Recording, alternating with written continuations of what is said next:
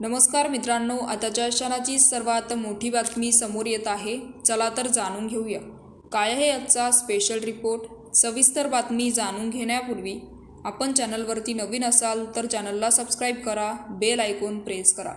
राज्याच्या राजकारणाने 2019 नंतर मोठी कूच बदलली. राजकारणातील परंपरागत शत्रू आणि मित्राची सरमिसळ झाली.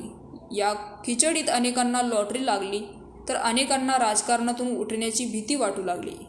लोकसभेतील बाकप्रसंग अनेकांनी अनुभवला. स्वतःच्या परंपरागत मतदारसंघातील बदलत्या समीकरणाने राजकारणी अस्वस्थ झाली. आता मित्र कोण आणि शत्रू कोण याचं गणित मांडण्यात त्यांची शक्ती कमी पडू लागली. पक्ष फोडाफोडीनंतर राजकीय गणिते बदलली आहे. उद्धव ठाकरे गटाच्या या बड्या नेत्यांनी या सर्व बदलत्या परिस्थितीवर मनातील खतखत यापूर्वीही बोलून दाखवली. संवेदनशील मनाच्या भावना त्यांनी यापूर्वीही जाहीर केल्या, पण आता त्यांना भीती वाटत आहे. कोकणातील या नेत्यांनी म्हटलंय तरी काय, जाणून घेऊया.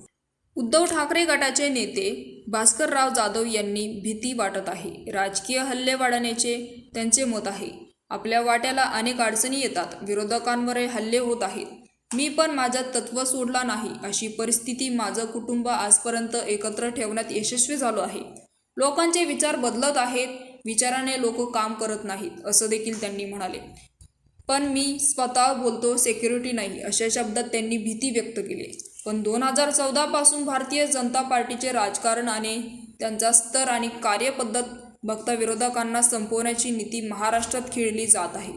हे सर्व बघता भीती वाटते. वाढते वय, वाढतं कुटुंब, नातीवाडी जबाबदाऱ्यामुळे खरंच भीती वाटायला लागली आहे, असं देखील भास्कर यांनी म्हणाले. तर आमदार भास्कर जाधव यांच्या घरी गणरायांचं आगमन झालं आहे. पारंपरिक पद्धतीने बाप्पा आगमन झाले, त्यानंतर ते गणरायांसमोर भजनाला देखील बसले होते. तर मित्रांनो, याविषयी आपलं काय मत आहे आम्हाला कमेंट बॉक्सच्या माध्यमातून नक्कीच कळवा. आणि चॅनलला अजूनही सबस्क्राईब केलं नसेल तर चॅनलला सबस्क्राईब करा, बेल आयकॉन प्रेस करा, जेणेकरून असेच नवनवीन व्हिडिओ आणि राजकीय घडामोडी सर्वप्रथम तुम्हाला या चॅनलवरती बघायला मिळतील.